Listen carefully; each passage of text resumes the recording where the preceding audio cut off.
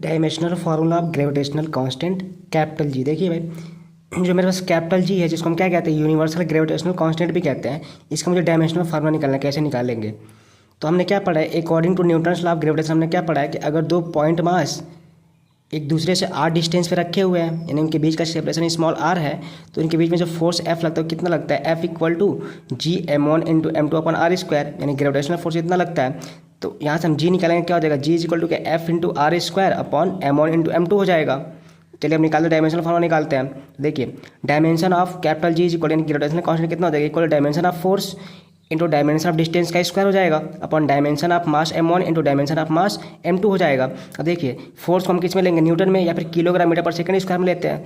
Distance metre में लेंगे तो डिस्टेंस की स्क्वायर तो मीटर स्क्वायर हो जाएगा। मास M1 इसको भी हम किलोग्राम में लेंगे, मास M2 इसको भी हम किलोग्राम में लेंगे। ठीक है, देखिए क्या हो जाएगा, जी इक्वल टू फोर्स का डायमेंशन क्या होता है, MLT पर -2 होता है, डिस्टेंस का कितना L होता है तो स्क्वायर हो जाएगा, L लगा हुआ स्क्वायर तो स्क्वायर हो जाएगा। देखिए मास M1 का कितना M होगा कैपिटल, मास M2 का भी M ही होगा। इसको देखिए एक मास कट जाएगा, सॉल्व करें क्या आएगा, कैपिटल जी इक्वल टू आ जाएगा।